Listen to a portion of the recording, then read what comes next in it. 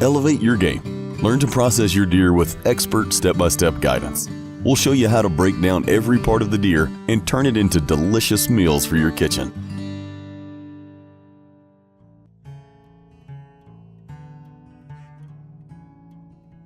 Fellas, we're getting real close to the eating stage, but we got another couple of stages to go through, but we're getting close to something that that's near and dear to my heart, and that's getting deer meat to the eating form.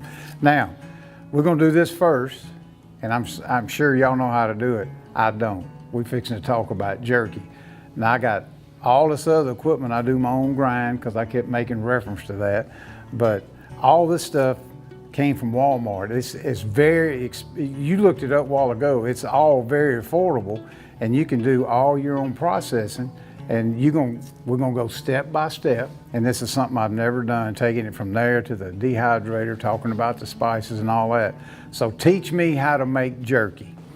Absolutely. So jerky is one of those products that we call a shelf-stable, ready-to-eat product. And so that basically means that it doesn't have to be refrigerated, and you can open up your package and put it in your mouth. And so in order to get it from a raw meat product into a ready-to-eat product, there's a couple of steps and there's a couple of properties that we need to change about this meat. And so this meat is subject to spoilage, just like any product. And so what makes meat ideal for spoilage, for the bacteria that cause spoilage, is one, it has a lot of moisture in it. Two, it has an ideal pH. And three, it's packed with nutrients. So the same reason why you and I like to eat meat, it's the same reason why the bacteria like to hang out on the meat. And so we can change those properties to preserve this meat and make it last longer, or make it a shelf-stable product that won't spoil. And so when we go through the process of jerky making, where the main property that we're changing is the amount of moisture in the product. And so if you take the moisture out of the product, bacteria, mold, they like to have moist environments to thrive in. And so simply by removing the moisture from the product, we actually extend its shelf life and reduce the rate of spoilage in the product. Now, this ain't no new technology. They used to do this way back in the day. They didn't have this stuff, but I mean, you see them in movies and pictures and stuff. They had jerky and stuff all the time, so it ain't nothing new. Right. It's just a different, we can make it quicker, I'm assuming. Yeah, we got some technology that's helping us to do it a little bit more quickly and more consistently, but this is age-old technology. This is technology that existed before refrigeration actually existed, and so the ability to preserve meat and have it, whether you're, traveling across the country or whatever it is, on horseback, whatever that looks like, this technology, or the process of making jerky and preserving meat products, existed long before the refrigerator and all those other things. Well, that's good. Let's show me how to do it. People kill me all the time. Being self-reliant's a big deal, and you'll run into the guys that hunt, and they'll say, "Oh man, it don't matter if everything shuts down. I know how to hunt." Okay, you shoot a deer in August. What you gonna do with it if you ain't got no electricity? If you don't know something about preserving meat, you're gonna be lost. So I'm really looking forward to this. So first thing we got to do to get our jerky ready for making jerky is to take our whole muscle cuts. And so what we're doing is making a whole muscle cut jerky, meaning we're starting with whole muscles and we're going to slice it real thin. We'll talk a little bit later about how to make an extruded jerky product. And so again, I'm going to use the slicer because again, the technology is available, but Hunter's going to demonstrate what we do when the slicer is not available, right? And so just bring out that sharp knife that we've been talking about the whole time, and you can do the same thing. And so both of us are going to just work on getting us some thin slices of jerky cut real quick in preparation for seasoning. And so again, you want them thin enough that the moisture can be removed, or so that the product can be dehydrated without burning the product, or and because we don't cook them at a high temperature, so the dehydration process is at a relatively low temperature, and so if it's too thick, you'll never get all of that moisture evaporated, and then again you subject yourself to potential pathogens. So also, when you're making jerky, as you see these two pieces, we've trimmed a lot of that connective tissue off, a lot of the fat, so you want a pretty lean cut. So what Dr. Darius has here, he's going to cut on the slicer. That's our top round. So we're going to use that. I got a bottom here that I'll cut by hand. So when I'm doing this by hand, you see perpendicular to the grain like we talked before. So our grain's kind of running across here. So really you just want to take a pretty sharp knife and you're going to cut pretty slim, thin slices off of there. And one thing we didn't mention is one of the tricks to doing this is if you have the availability of a freezer where you can just put this meat in the freezer for just a short period of time. You don't want it to be frozen because obviously you're not going to be able to cut it with your knife or even with the slicer, but you want it to stiffen up just a little bit because that allows or makes these cuts a lot easier to make, and then you get consistent thickness. The other thing is you do want consistent thickness because you're going to be putting these products on a dehydrator, and so you don't want thick cuts next to thin cuts because they're not going to dehydrate at the same rate. It's all in the technique. Yeah, so I just cut these pretty similar, trying to get as many nice slices. So like I said, this is a whole muscle, so these are intact. We're going to season them and we'll put them on a dehydrator just like that.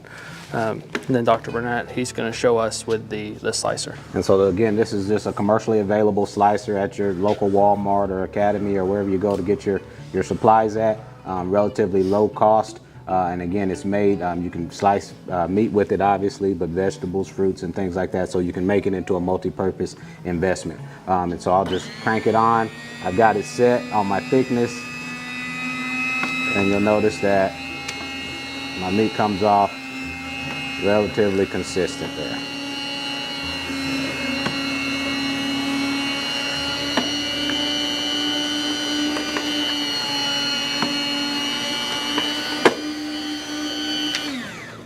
And so we got ourselves a couple of pieces of jerky ready to season, but again, meat comes off relatively thin, relatively consistent, and again, this is a very lean cut of meat, so it's ideal for making jerky. And so the next step would be to season it up and marinate.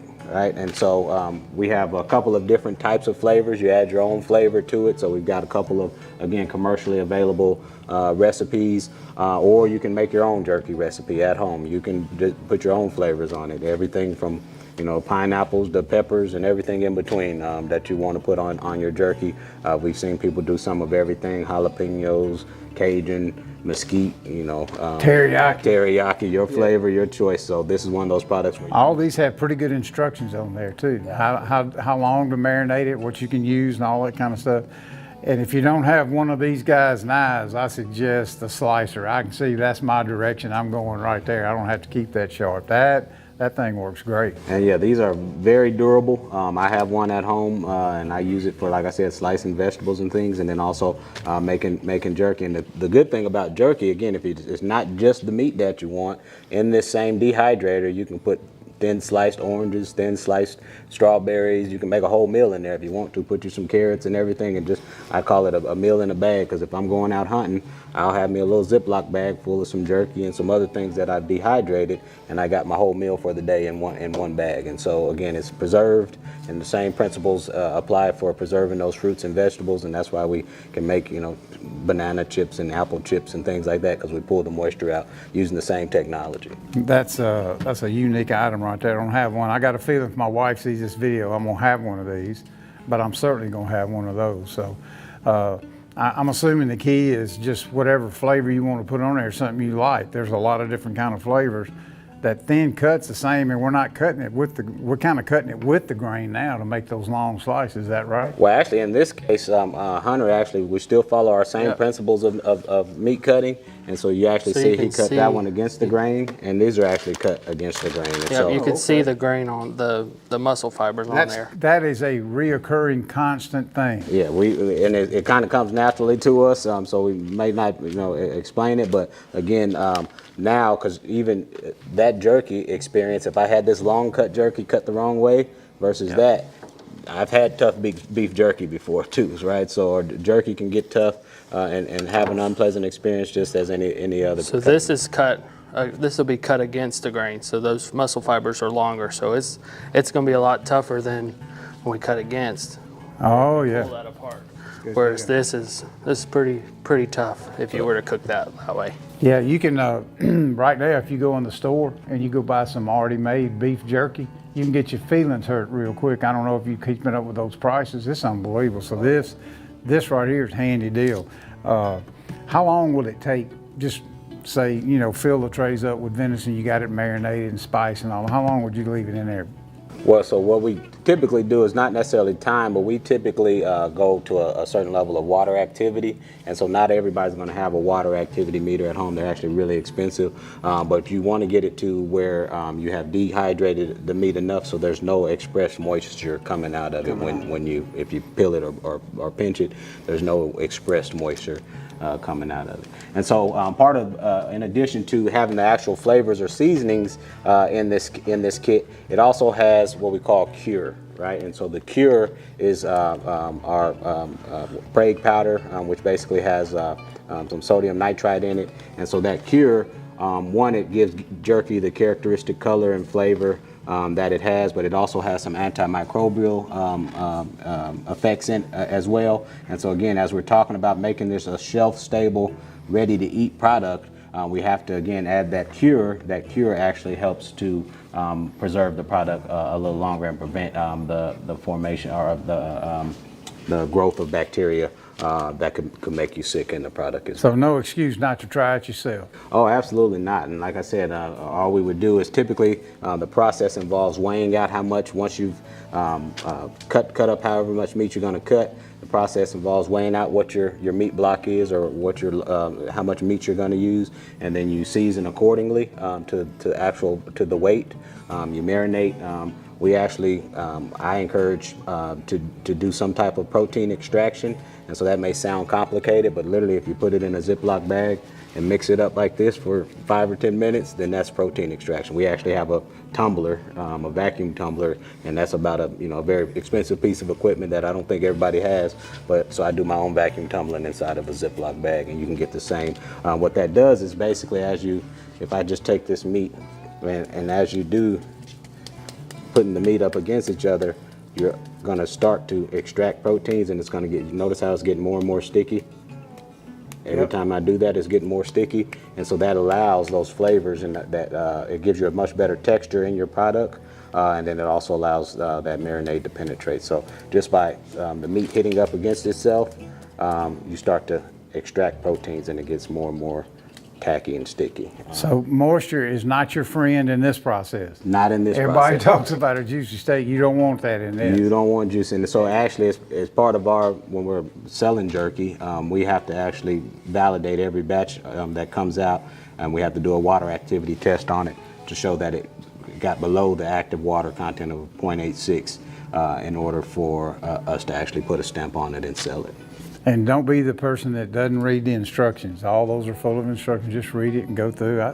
I think I'm ready for the next step. I may move beyond grinding something this year. I'm getting pretty excited now. I love jerky. It's just gotten too expensive. So yeah, it's about $32 a pound. If you stop by Buc-ee's, it's about $32 a pound. Ouch. So that's too much. And part of the reason is, again, you think about it, that you're going to lose substantial amount of yield on this. So again, muscle is about 75% water, right? And so this whole process is designed to take water out. And so your yield goes way down. So if you actually do the actual price of jerky instead of the dry matter basis, on a as-fed basis or based off of the actual raw meat, then the price comes down substantially, more like $10, $12 a pound. And so this unit is very simple. Basically, it has 4 trays on it, and so you can do 4 trays worth of product. It can be 4 different formulations. It can be 4 different recipes. You can do, tomatoes and jerky and strawberries, and you can do different layers. But essentially, you're going to take your tray and you want to put your products onto the tray and leave enough room for air to get through. So you don't want it stacked on top of each other, because again, the dehydration process requires that air goes around the product. And so if you got some of these longer ones here and thicker ones, right? And so maybe if you do have thicker ones, you want to put them on a separate tray, so that if you want to move that tray out or take your thin out and leave your thick ones in, you can do that as well. But again, you want to get it tight enough so that you get, because eventually this is going to shrink up, and so your space is going to increase. But again, that's the airflow around it is important for evaporation or dehydration of the moisture. So again, these would be seasoned at this point, but again, that kind of shows you. Then you just put it right back on your, Plug it in, put the lid on, and let it ride for several hours. let it ride. That's good. Well, at some point, I want to get all kinds of tips on grinding, because that's that's kind of my forte. I love doing that. But this right here is pretty fascinating. I can see myself trying this, and I know where I can get one of these really quick. And I got teenagers, grandsons who love jerky, and maybe that'll get them to go shoot a doe or two. Absolutely. You can turn a whole doe into jerky, and that's jerky for a long time. I'm in. Save you some money too. Yes, sir.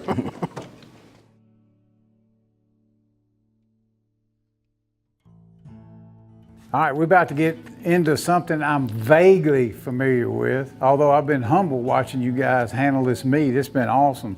But this is something we do a lot of. And the reason being, everybody eats chili and spaghetti and burgers and all that kind of stuff. So I ended up doing a lot of mine like this, but I do have a lot of questions about fat and temperature and all that kind of stuff. Again, this right here, this is the exact model I got, which came from Walmart right down the road, and it does a super job. But I feel like the key, and I want to get y'all's input, is number one, the temperature, how cold that meat is and what size. So take me from can to can, how big you chop it, what do you pick, how much fat goes off, do you add any fat? I want to know everything y'all got in those brains from Mississippi State about grinding venison. All right, so you're absolutely right about temperature, both of the equipment, but also of the meat. And so if we take a whole muscle cut like this, the prevailing school of thought is that the interior of this meat is sterile, right? Meaning that's why you can eat a medium rare steak and not get sick and things like that. Once we start to grind it, cut it, chop it, all of these things, we're basically exposing more and more surfaces to potential bacteria, right? And so that's why it's very important to keep the temperature of the meat down, but also to keep the temperature of the grinder down. So grinding by nature is a process that creates friction, and friction creates heat. And so once you get the meat too hot, you'll start noticing lack of integrity in the meat product itself. You'll notice it starts to get stringy and it don't get the same texture that you want consistently. So you want to keep your meat cold as well as your equipment cold if possible. And then in terms of size of the particle size, essentially to go through the grinder, it needs to be sufficient to go through the mouth of the auger tube there. So I actually worked in a butcher shop when I was a kid at the grocery store, local grocery store, and I always wondered why it was so freezing cold back there. And they had their big grinder, their commercial grinder, on a rolling table, and they would keep it in the meat locker, and they'd bring it out and they'd do theirs. I've always thought about keeping the meat cold, never thought about keeping the machinery cold. That makes perfect sense. yeah, absolutely. It's a friction process, and so those just metal around metal on the meat, it starts to increase the temperature. And so you got to maintain that temperature. Actually, we have to, as we're grinding, we actually keep a thermometer with us in our lab to test the temperature of the grind to make sure it doesn't get above a certain temperature. All right, what's the proper process as far as meat versus fat? How many times through there, once or twice, the blade size? Just give me the whole proper routine. So again, your meat size going in is going to be dependent on the size of the mouth of the grinder that you have. So some have a wider mouth, some have a narrow mouth. This is a number 12 grinder, and so we're going to need relatively small. I'd say no more than 2 or 3 inches by 2 or 3 inches in order to go in. We're going to grind and actually demonstrate the difference between straight venison and then if we add any fat to that product. And so as we've mentioned before, venison is a very lean product. You don't see a whole lot of fat, intramuscular fat or intermuscular fat associated with the product. And so most often when people are making ground venison, whether it's burger or if they're making sausage and things like that, they're going to add some sort of fat. And so Hunter, if you want to go ahead and just, we'll go ahead and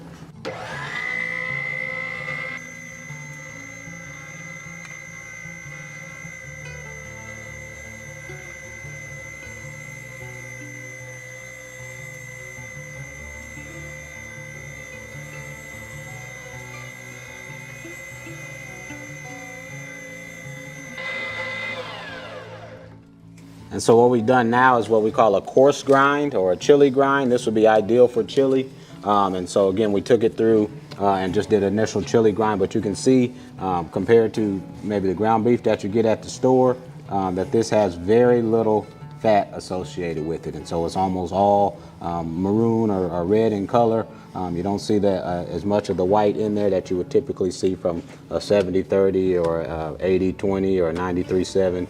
I would say that this is probably close to 97-3 or more in terms of lean to fat ratio. So. Now, these come with two different blades. Yes. Now, if you're making hamburger, just regular hamburger, not chili, all you do is unscrew this, change the blade to the finer blade, and run it through again. Same pile, right? Same pile, yep. And so we'll do that actually in just a second, but before we do that and switch the blade, we're gonna run some of this through, but we're gonna add some beef fat. And so Hunter was kind enough to have some beef fat stored away for us. And so we're gonna add this. I didn't bring my scale to do the actual measurements, but really what you wanna do is create yourself a ratio, right? And so again, ground beef is gonna be sold 70-30, which means 70% lean, 30% fat, or 80-20, or 85-15, 93-7, 97-3, basically the ratio of fat to lean. So really this is a preference thing more than a requirement. And so typically if we're gonna make burger, again, you can use beef or pork fat. Hunter likes to use pork fat, particularly when it comes to making sausages, because it's just a little bit better for sausage making.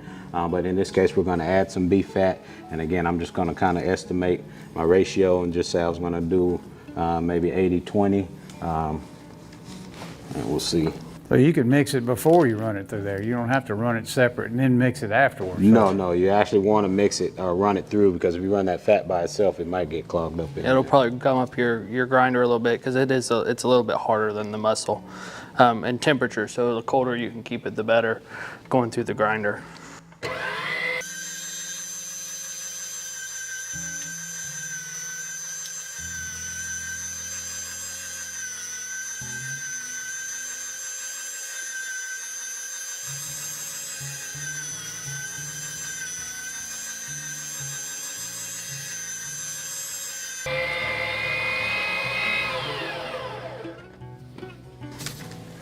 Now it's looking like hamburger. So now you see again, it looks Yep. a lot more similar to what you would see at the grocery store, because it has some of that added fat in there. And again, the deer being inherently leaner animals, you're just not going to get that level of fat in your typical And it's okay to use pork or beef. pork or beef. Yeah. You know, back in the day, you could get that fat trim free. You can't get it free no more. They wrap it up and put a big price per pound on it. It's like, ouch. And so you talk about again, again, there's going to be a lot depending on how you cut fabricate your deer up. Again, if you're not making all those roasts and things that we've talked about before, then you're going to have a lot of meat that's left over. When we call this value-added processing, but this is basically you're going to have a lot of meat that you have to figure out what to do with, right? And so whether you're making jerky, whether you're making sausage, whether you're making burger patties, whether you're making just ground meat so you can make your chilies and your hamburger helper and all those type of things. Again, this is one of the things that can save you a lot of money. You can portion it out, 1 pound, 2 pound packs, put it in the freezer, and again, kind of replace that ground beef bill, because I went to the store the other day and ground beef, you might as well be buying steaks because ground beef is high right now. It will hurt your feelings. Absolutely. So. Well, this little unit right here, I just do it for the family. So I'm sure the ones y'all use are much bigger. You probably got a lot bigger feed tube and all that kind of stuff. But I ran mine during the day nonstop for 2 days.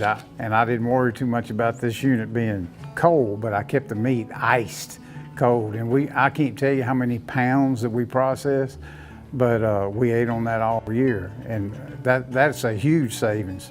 And you're gonna run it back through there fine one more time. And I guess the reason you put it in there, especially for burgers, is keep them juicy, because that meat's so lean. And sometimes I mix a little pork and beef fat in mine. And matter of fact, the beef fat was so expensive last year, I just cut up a pork shoulder and kind of mixed it through there. Boy, it was delicious. So I'm ready to put that on the griddle myself. But I know you're gonna run it through there again with a smaller blade, right? Yeah. So you got this. I got it right here. And so you'll see the difference in these plate sizes. And so we call this the chili plate or chili grind. And so again, it'll come out more coarse for chilies and things like that, where you want it a little bit more hearty. And then this is our burger grind or our sausage grind. And so we'll just replace that. And this unit comes with both of these blades on there. While you putting it on, let me ask you something. Yes. When you make your chili at home, beans or no beans? I use beans in mine. so- Okay, you know, if you go to Texas and you put beans in your chili, they'll run you out of the state. I was like, I put beans in mine. I love it. I'm just curious. So Oh, I'm a bean guy. I'm a bean guy too. So got that out of the way. Now you gonna run this back through there? Yeah, let's just run that one first.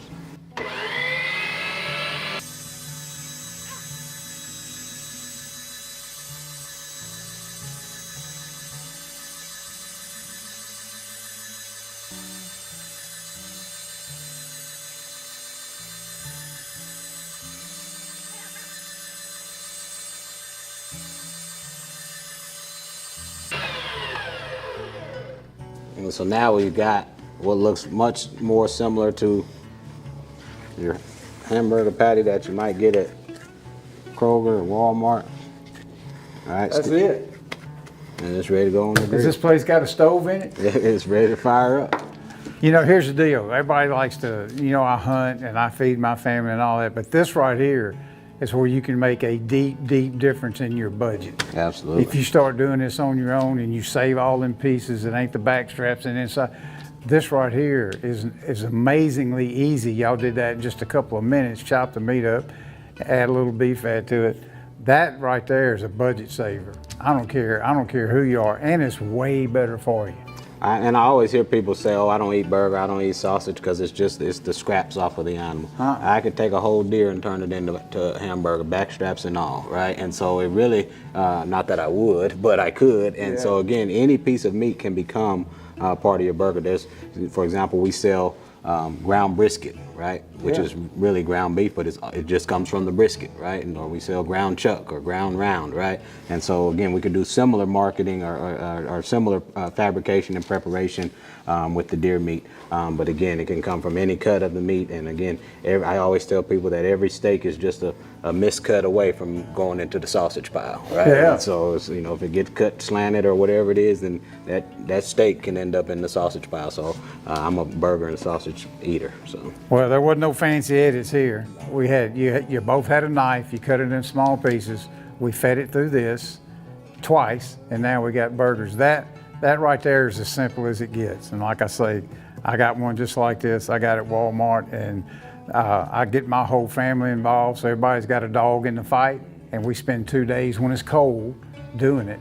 And man, it is a budget saver. But again, y'all make it look easy. I know you're the pros, but there's no reason for anybody that hunts not to do that.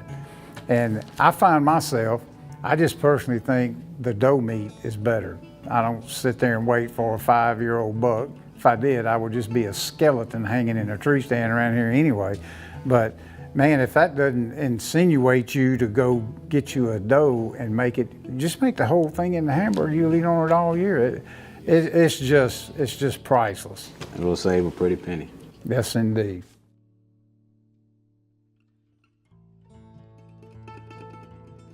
All right, so earlier we showed you or demonstrated how to make whole muscle or make jerky from whole muscle cuts. Sometimes, and for depending on your preference or what you have left over, there's another method of making jerky where we can essentially extrude it with this jerky gun. And so what we're going to do is stuff this jerky gun with some ground product that we have left over from our previous grinds. And so we'll get it down in there. A little bit of a messy process, but we'll get it Now, in there. theoretically, this makes it more tender, right? It has been pre-chewed for you, if that's what you're asking. Yeah, So, well, you know, by I'm an going old through- guy. Yeah, you by know, going and through the sometimes grinder. your teeth may not be like they were when you were 18. Yes, so, sir. very interested in this process. And I know you can buy it like this, and it's even more expensive than typical ground, you know, jerky in a regular bag. And I guess because the process is a little more expansive than it is just doing regular jerky. It depends on which cuts they're using though as well. So I know some folks that make brisket jerky, for example, and theirs is much more expensive than what a ground jerky would, or a reconstituted jerky would be. But yeah, it depends on what cuts they're using and how much they're getting that trim for, essentially. Yeah. And so the way this device works is really like a caulking gun, essentially. And so basically there's a piston on here, and the piston basically is going to extrude the product through these holes here. And so because of the way the product is going to come out, we're going to extrude it directly onto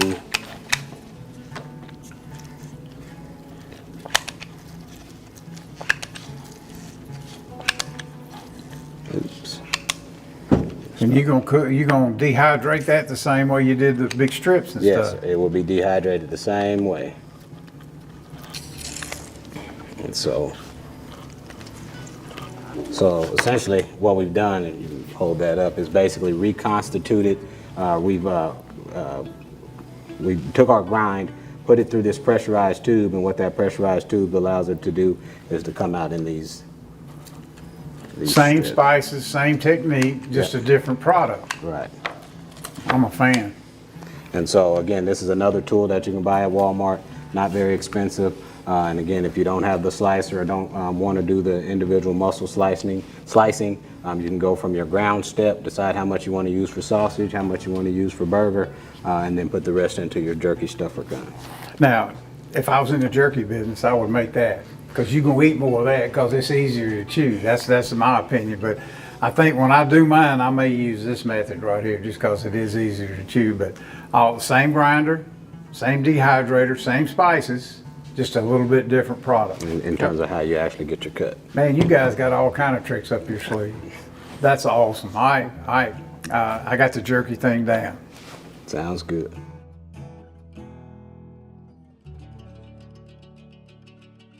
All right, we got the same machine.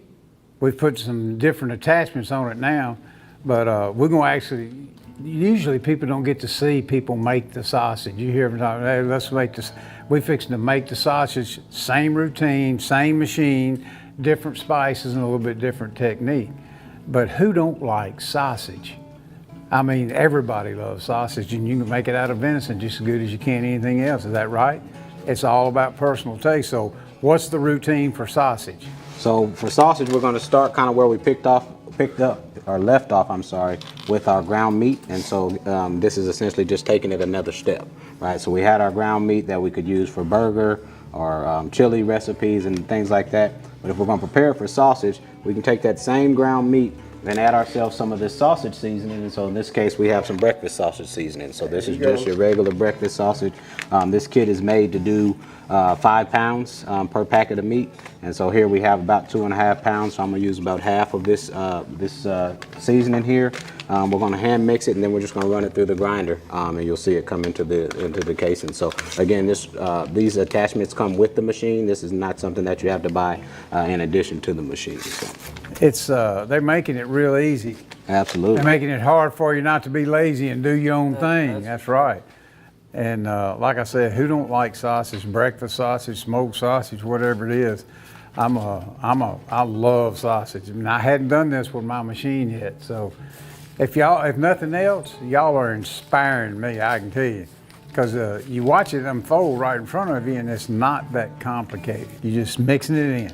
So now that we've got all of our seasoning mixed up, we can prep this sausage either several ways. And so one, we could stuff it into casings and make our link sausage. I could just take it and hand patty it and make myself some hand pattied breakfast sausage like that. Or we can actually kind of semi-bulk package it, just like how you would see your Jimmy Dean sausage in the grocery store, just using these 2-pound meat bags here. And so we'll just take our stuffer and our grinder, which actually comes with a stuffing attachment, and we'll take our bag and place it over and just start feeding product in.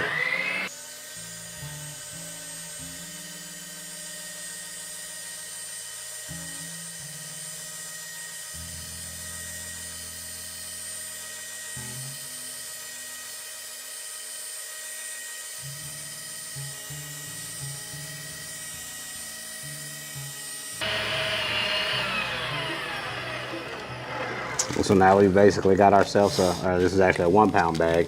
So a 1-pound pack of sausage. We'll take our little tie here, tie it off. These bags come with a convenient label system, so you can actually label the product itself, check it off, You can put the ingredients, if there are any ingredients on there, the date you processed it, and the weight on there. So again, you can go back in your freezer and pull it out, know when you processed it, know what kind of seasoning you put in it. Maybe this is a hot sausage and your wife doesn't want the hot stuff, or vice versa. And so again, you go ahead and label it. That's again a safety thing as well, to make sure that if there's any allergens or anything in it, that somebody doesn't pick up the wrong bag. So you can put your ingredients, the date processed as well, so that you don't end up picking up a bag that was in there from a deer you killed. Same machine we did the ground beef with. Same machine. The grind. Yep. And sausage comes a bunch of different flavors, just like the jerky does. And look, everybody loves hamburgers and all that fried deer meat. It's hard to beat sausage, and that's my favorite way. I told you, I like to do mine or buy it like that, so you can make them patties big enough to cover a whole sheet of bread. So that's, again, not only a great way to save you money, it's also put some skin in the game. You get all your family involved, make everybody set up the little assembly line, and one little machine from Walmart, and look what all y'all did today. That's impressive to me, and I appreciate y'all showing the proper technique. I have learned a lot.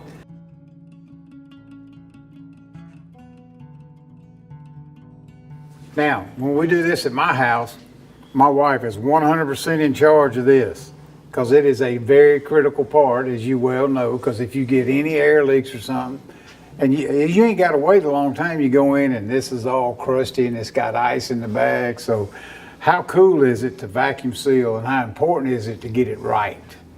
So yeah, once we've gone through all the hard work of breaking this deer down and cutting it into what we would call retail cuts, or cuts that you're going to cook for dinner, it's important to make sure that we preserve the product as well, right? So you don't want to do all of that hard work and then put it into an unfavorable environment. And so we have multiple methods of actually wrapping or preparing our product for storage. One of them is the vacuum sealing. And so with vacuum sealing, it does exactly what the name implies. It vacuums out any oxygen that's in the bag, and then it seals it. And so by taking the oxygen out of the bag, it's going to do multiple things, but one is to prevent or try to slow the process of oxidation. And so oxidation does take place even in the freezer. And so what we're doing is, number one, we're putting a barrier between the product and the freezer environment, and two, we're actually taking out the oxygen that would start that oxidation reaction that then perpetuates or propagates. And so again, it's a critical step. It's not something to be, again, I can see why your wife takes the lead on that, because after processing all that deer and spending 2 or 3 days doing that, this is the last and final step, but probably one of the most important steps. Yeah, but I always tell individuals that, for example, if you buy a T-bone steak or whatever that is from the grocery store, a lot of times people will put that in the freezer in that original packaging. And that's the fastest way to get freezer burn. Really? So that packaging is not designed to go in the freezer.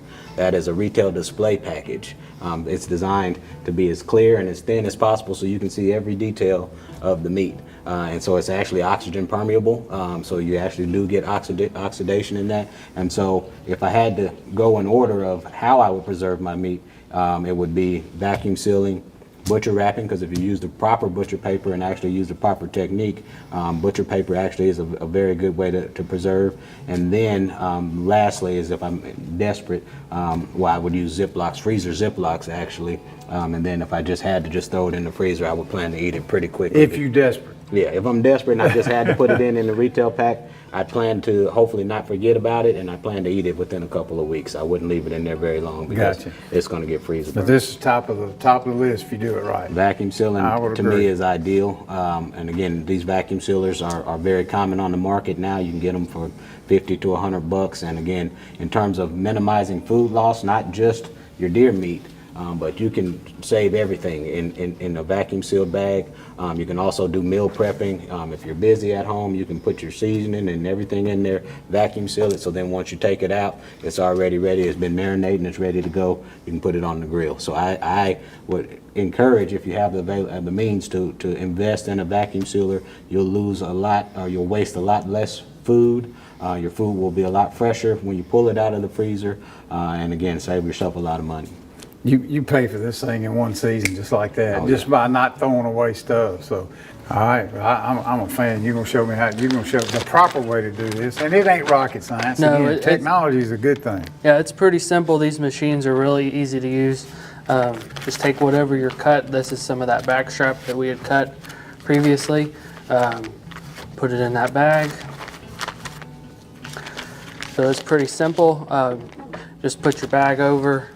Try to make sure you get enough of the bag into the chamber, and try to limit any folds or creases in that bag, because that'll affect the seal on that end bag. Make sure your lid clicks down.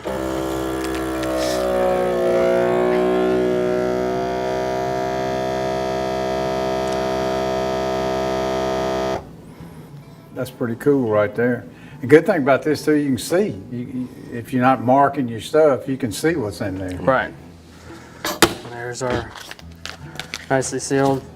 The air's taken out of there. It's going to last the longest in the freezer compared to a Ziploc or something with more air in there. Y'all are certainly make all this look easy. Ain't nothing but a little work. Remember Just a little bit. It's just like cutting firewood. When you have to do it yourself, it warms you a whole lot better. When you do this yourself and you're getting all that good protein, it tastes a lot better, don't you think? There's something about it. It's something You know, about it, razzle that's dazzle. right. Yes, sir. Well, people are interested in it, and the tools are available. Like I say, you don't have to be a wealthy person to go to Walmart and get this and the grinder. Man, you can put up enough money to go, enough meat to go all year long on. And the more we move forward, the more people are worrying about where's that protein been, where's it come from, and this is some valuable tips. But not everybody's as fortunate and has access to a vacuum sealer. So again, I said that vacuum sealing was our #1 preference, but we also do still have good old-fashioned butcher paper. And so the key to doing this with butcher paper is, one, again, similar to the bag, you want to make sure that you got plenty paper for the cut that you plan to wrap. And then you want to make sure that you, again, the purpose of the butcher paper is to put a barrier between the meat itself or the product and the freezer environment. And so again, to prevent that freezer burn and things like that you talked about, when I'm wrapping things in butcher paper, I need to make sure that I've got plenty on each side. And so what I do is I actually start at the corner, give myself a roll, I'll roll both of those over, and then I just kind of wrap it up like a burrito. All right. And now, that wasn't quite perfect, but now I've got myself a nicely packed piece of meat that I can label. I should have cut that corner off, but nicely packed piece of meat that I can label, and it's going to be protected from the environment, and it's nice. And again, you want to label it because you have to, otherwise you have to unwrap it all the way to figure out what it is. Put your date, put the cut of meat that's on there, and it's ready to go. And that's much better than the overwrap that we talked about. Not quite as good as the vacuum seal, but it does preserve your meat for quite some time. Either way. Either way. In many cases, there'll be a piece of plastic or a plastic bag that the meat goes in before it goes into the butcher wrap, and that's just to prevent leakage and things like that as it's freezing or as it's thawing in your refrigerator. You don't want that excess leakage coming out. But in any case, again, putting a barrier between the product itself and the freezer environment is the best way to preserve the quality of your product over time. Yep, and it's only going to last so long, but I didn't know they even still, I've been using this so long, I didn't know they still made freezer paper. You can buy the same butcher paper at Walmart with the rest of the stuff. That's right, they usually have it in a section, got everything you need, all them spices, so my shopping list is getting kind of long. I'm certainly going to dive into that jerky and them sausage makings, because I watched y'all do it right in front of me, it's pretty easy, so it ain't rocket science, just takes a little work. Little elbow grease. Little elbow grease, little practice. That's it. So again, I would just take this one here, roll it, fold it, fold it. Now I can roll it down. Tape it up. Take my little piece of tape and tape it up. And that's it. That's it. That wouldn't be your first choice, but it would be your second choice. That'd be my second choice if I didn't have any other choice. So. I feel like I'm well armed for this deer season, and the timing is good. I'm gonna up my meat game. I can promise you that. Man, we appreciate y'all's time. Yeah, happy to be here. We have learned a ton, and hopefully the people over there watching this video, they've learned a ton. So thank you for all that time and the correct instructions on how to do it properly. Yeah, we just want to make it where, again, this doesn't seem like a big intimidating task. I hear people always say, you know, how do you eat an elephant? And they say one bite at a time. And I say, how do you process a deer? Just one cut at a time, one muscle at a time. And so don't be intimidated by the process. Don't be intimidated by, you know, the terminology and the tools and things like that. Like I said, if you got a good sharp knife, a little bit of patience, sometimes you need a beer while you're doing it. But whatever it takes for you to, you know, kind of connect with the product. And as you said, there's something about consuming the product that you not only harvested, but then fabricated and prepared and stored and took care of, and then ultimately cooked. So. Yeah, we're losing some of that in today's time, but knowing where that protein comes from is a big deal. I think I'm ready to go harvest me about 2 or 3 of them big old does with a head about that long, and make sure they got them long back straps. So appreciate you got me fired up. Thank y'all for all that time. Happy to be here. Thank y'all.